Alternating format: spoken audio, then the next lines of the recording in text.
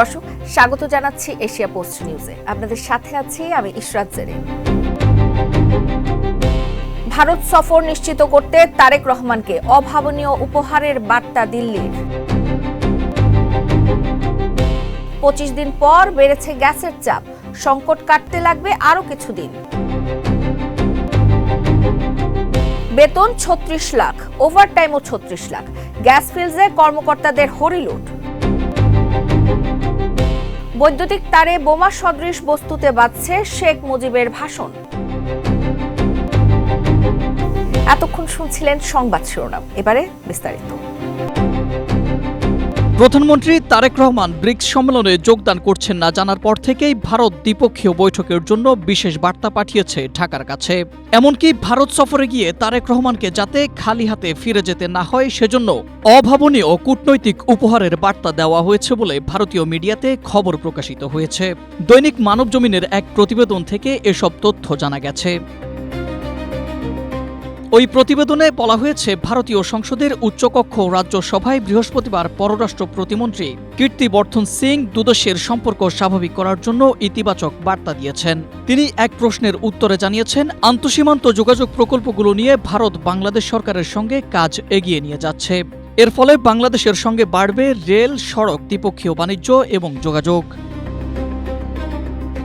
রাজনৈতিক পর্যবেক্ষকদের মতে, ভারতের ঘোষণা থেকে বোঝা যাচ্ছে ডক্টর মোহাম্মদ ইউনূসের 18 মাসের শাসনকালে দ্বিপক্ষীয় বাণিজ্যের ক্ষেত্রে যেসব বিধিনিষেধ ভারত আরোপ করেছিল সেসব উঠিয়ে নেয়ার কথাও ভাবছে নয়াদিল্লি।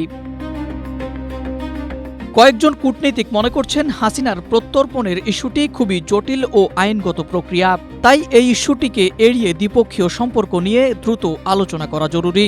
এদিকে তারেক রহমানের সম্ভাব্য দিল্লি সফরের প্রস্তুতির খবর ভারতের পররাষ্ট্র মন্ত্রণালয় আনুষ্ঠানিকভাবে নিশ্চিত না করলেও সূত্রের বরাত দিয়ে ভারতীয় কয়েকটি মিডিয়ায় প্রতিবেদনে বলা হয়েছে, তারেক রহমানের প্রথম ভারত সফরের সম্ভাব্য তারিখ হতে পারে আগামী 22 থেকে 23 আগস্ট। তবে সব আলোচনা ছাপিয়ে হাসিনা ইস্যুতে বাংলাদেশের কড়া মনোভাব থেকে বের হয়ে তারেক রহমানকে দিল্লির আমন্ত্রণে ব্রিক্স সম্মেলনে যোগ দেবেন কিনা সেটি এখন দেখার বিষয়। Ahmed Imtiaz, Asia post. প্রায় 1 মাস তীব্র গ্যাস সংকটের পর সরবরাহ কিছুটা বেড়েছে। তরলীকৃত প্রাকৃতিক গ্যাস এলএনজি সরবরাহের টার্মিনাল সামিট পুরোদমে ও এক্সিলারেট এনার্জি আংশিক চালু হওয়ার পর সরবরাহ বাড়ে। তবে সংকট এখনও পুরোপুরি কাটেনি। দৈনিক প্রথম আলোর এক প্রতিবেদন থেকে এই তথ্য জানা গেছে। প্রতিবেদনে এলএনজি সরবরাহের সঙ্গে যুক্ত 2 জন দায়িত্বশীল কর্মকর্তার বরাত দিয়ে বলা হয়েছে, শনিবার ভোর থেকে সামিটের টার্মিনাল থেকে 76 কোটি ঘনফুট ও এক্সিলারেট থেকে 30 কোটি ঘনফুট করে এলএনজি সরবরাহ শুরু হয়েছে। বিদেশ থেকে আমদানি করা এলএনজি সরবরাহের জন্য কক্সবাজারের মহেশখালীতে 2টি ভাসমান টার্মিনাল আছে। এর মধ্যে মার্কিন কোম্পানি এক্সিলারেট এনার্জির টার্মিনালের সক্ষমতা 60 কোটি ঘনফুট ও দেশীয় কোম্পানি সামিটের টার্মিনালের সক্ষমতা 50 কোটি ঘনফুট। গত 21 জুলাই অগ্নি দুর্ঘটনায় এক্সিলারেট টার্মিনাল বন্ধ হয়ে যায়। এতে গ্যাসের সরবরাহ কমে যায়, বেড়ে যায় সংকট। রান্নার চুলা থেকে শুরু করে শিল্প কারখানা ও বিদ্যুতের উৎপাদন ব্যাহত হয়। বিদ্যুৎ সরবরাহ কমায়, বেড়ে যায় লোডশেডিং। সংকট দেখা দেয় ফিলিং স্টেশনগুলোতেও। পেট্রোবাংলার বরাত দিয়ে প্রথম আলোর ওই প্রতিবেদনে বলা হয়, এক্সিলারেটের টার্মিনালে 2টি বয়লার আছে। প্রতিটি বয়লারের সক্ষমতা 30 কোটি ঘনফুট। এর মধ্যে একটি আগুনে ক্ষতিগ্রস্ত হয়েছে। অক্ষত বয়লারটি থেকে 6 আগস্ট গ্যাস সরবরাহ শুরু হয়েছে।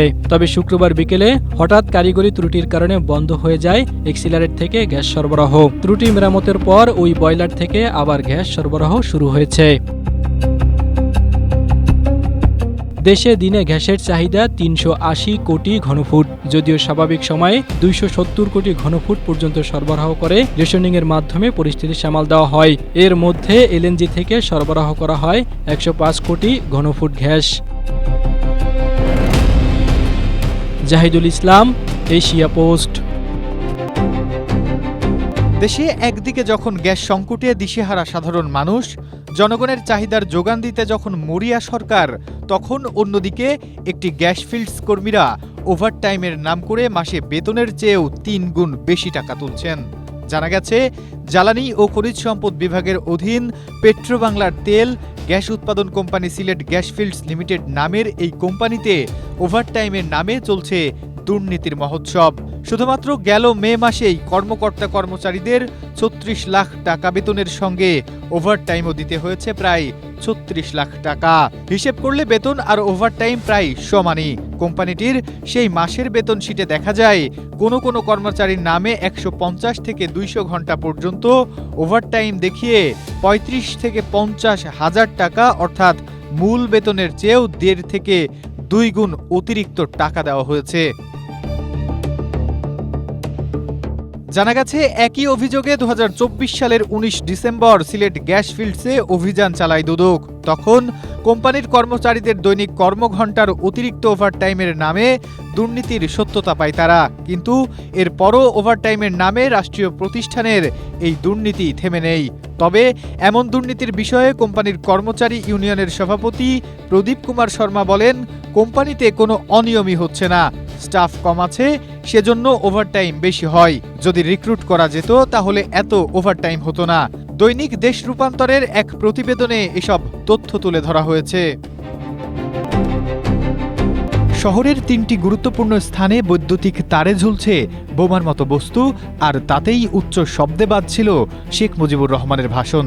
ভোরবেলা শহরের বিশ্ববিদ্যালয় ভবন, গুরুত্বপূর্ণ কোর্ট মোড় এবং সোনালী ব্যাংক ও সাবেক জনপ্রশাসন মন্ত্রী ফরহাদ হোসেনের বাসভবনের মধ্যবর্তী স্থানের বৈদ্যুতিক তারে বস্তুগুলো ঝুলতে দেখে স্থানীয়রা।